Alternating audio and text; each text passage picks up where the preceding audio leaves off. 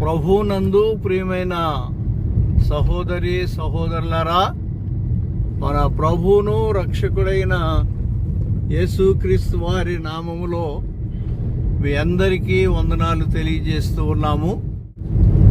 ఈరోజు మంగళవారం జూలై 7వ తేదీ ఉదయం విజయవాడ సింగనగర్ నుండి 6 గంటలకు బయలుదేరి నల్లమల అడవుల్లో ఉన్న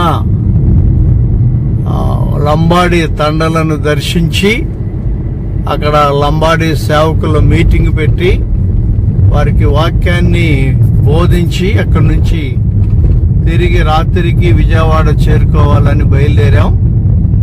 ఇక్కడ మీకు కనపడుతుందంతా కూడా నల్లమల అడవులు. చాలా దూరం వెళుతున్నాం. వినకొండ నుండి కొండల్లో గుట్టల్లో 50 కిలోమీటర్ల దూరం లోపలికి వెళుతున్నాం. కొండలలో, లోయలలో, అడవులలో, ఎడారుల్లో పోతా ఉన్నాం. నల్లమల అడవుల్లో తిరుగుతూ ఉన్నాం దేవుణ్ణి సేవ చేయటానికి. మీరందరూ మా కొరకు ప్రార్థిస్తున్నందుకు చాలా సంతోషం. మీ ప్రార్థన సహాయం ద్వారా దేవుని పనిని మేము చేయగలుగుతున్నాం. ఇదంతా ఘాట్ రోడ్ లా ఉంది. ఘాట్ రోడ్డేనంట ఇది పైకి ఎక్కుతూ ఉన్నాం. నల్లమల అడవులు చూడండి, అన్ని మలుపులు,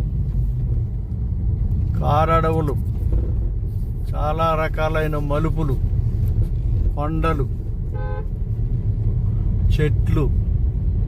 సాయంకాలం అయితే ఇప్పుడు మేము దగ్గర 3 గంటల దాటి ప్రయాణం అవుతున్నాం. మధ్యాహ్నం సాయంకాలం 6 దాటిన తర్వాత రోడ్ల మీదకి జంతువులు వస్తాయట.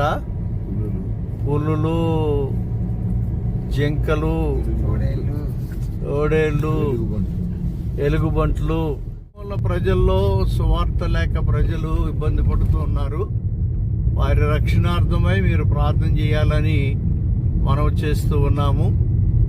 ఈ భారమైన పరిచర్యకు ఈరోజు ఎంత ప్రయాసపడి నేను, దానియేల్ బాబు, కృపారావు, జాను, సుందర్రావు కలిసి ఒక టీముగా బయలుదేరి వెళుతున్నాం. మేము వెళ్ళవలసిన గమ్యము ఇంకా 13 కిలోమీటర్ల దూరంలో ఉంది. ఈ 13 కిలోమీటర్ల దూరం కూడా ఈ అడవిలోనే ప్రయాణం చేయాలి. కాబట్టి ఈ ప్రాంతాల కొరకు, ఇక్కడున్న ప్రజల కొరకు దయచేసి మీరు ప్రార్థన చేయాలనుకుంటున్నాం.